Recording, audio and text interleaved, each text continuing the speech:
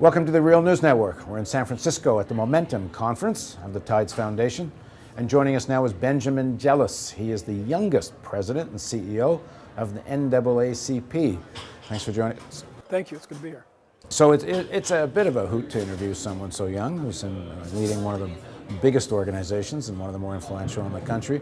So very quickly, how does someone your age get to be head of such a big organization? I'm not really sure, to be honest.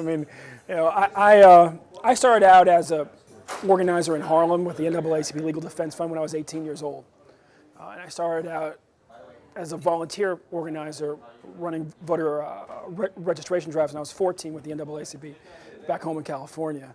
So I think part of the story is just being precocious, right, and being kind of out there from a young age, and therefore developing the sort of networks that you need perhaps a little bit faster than some folks.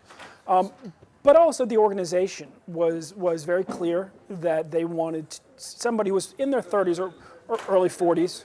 That's where kind of all the finalists were, because that's the generation that they're trying to attract back in to the association.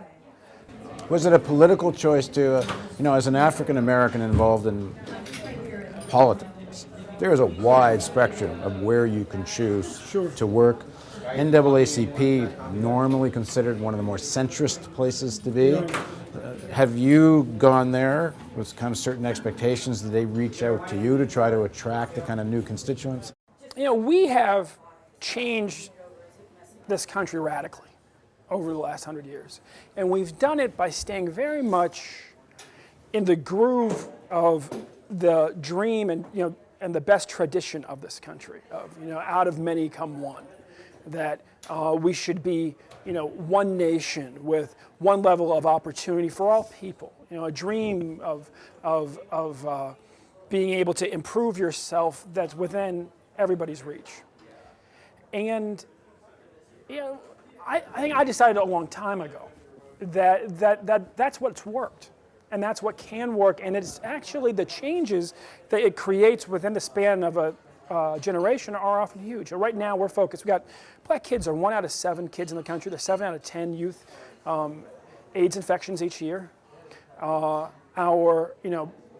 country's 5% of the world population, but 25% of the world penal population, and black people are 5 times more likely than whites, even on top of that, to be in prison. Our schools are falling apart. Kids are being neglected, not just because the parents don't have a job, because they have to have too many jobs. And really winning these fights in this day and age means that we have to create consensus. We have to get to 51%. And so if you aren't willing to sort of work and fight at least towards the center of this country, you don't win. And so I think that part is a conscious decision that lots of people are making. That actually, what some people would call radical is quite reasonable, and that there are entire constituencies of people that we've written off that we shouldn't necessarily. Working class white people, for instance. Dr. King said 45 years ago, have more in common situationally with black people than they don't. In his letter from a Birmingham jail, he said, poor black prisoners and struggling white prison guards have more in common than they don't. And so I'm actually intent on testing out that theory, because I do believe that there's a, if you will, a silent majority of people who want to see universal health care, who want to see a country in which all people have access to a good job, who want to see a country in which it's frankly you can unionize more readily, who want to see a country in which every school is a good school, and who want to see a country where if we're 5% of the world population, we're 5% of the prisoners, not 25%. But that means that you have to be willing to do some things that may feel uncomfortable. When President Obama was elected, it was the proudest moments for African Americans.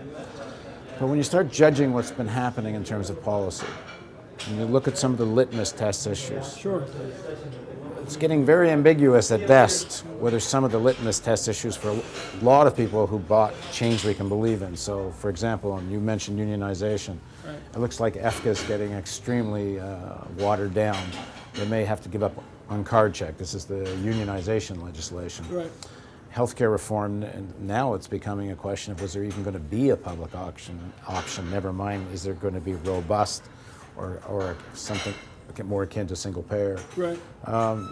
and there's part of just to broaden the conversation, there's a critique coming from the progressive section of African Americans that there's a kind of problem with the African American elite, that they somehow define the success by their own success. Sure. That if a black elite makes it, that kind of raises all boats. But the counter argument to that is, in fact, that hasn't been happening. The more successful the black elite has gotten, there hasn't been a raising of boats. In fact, conditions have gotten worse, not that there's necessarily any connection. Well, I mean, it sometimes actually does raise all boats, and it's important, I think, to distinguish, right? If you get a job, for instance, that doesn't necessarily guarantee a job for anybody else.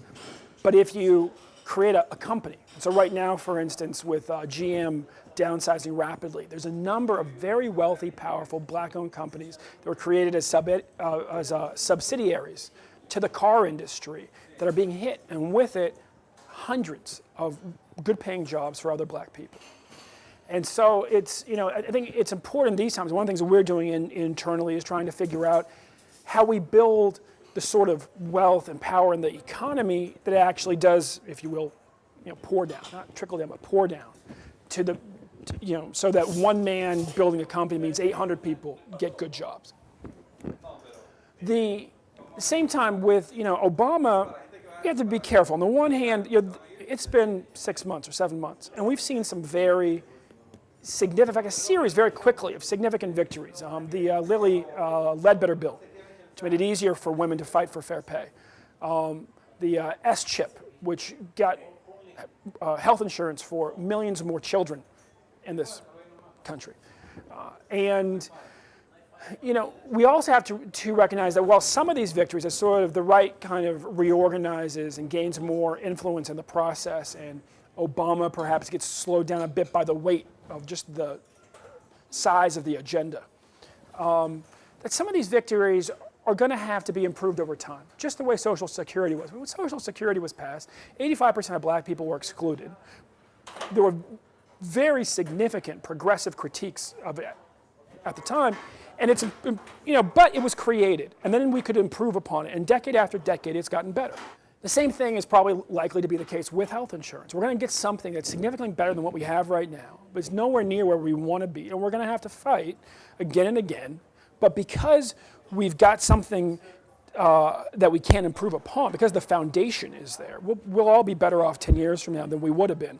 And that's what we're all, I think, struggling for in the progressive community right now, is finding that sense of pace and being able to have confidence that what we're moving towards is a better future. There's a lot of people who, don't want to buy a house on spec. They don't want to say, give me, just a shell, and then let's improve about it. They say, no, give me the McMansion in the suburbs. Well, the policy that we may get may be that shell, but if you have vision, you can make it even better than the McMansion over time. Thanks for joining us. We'll continue this conversation in the next segment. And please join us for that on the Real News Network.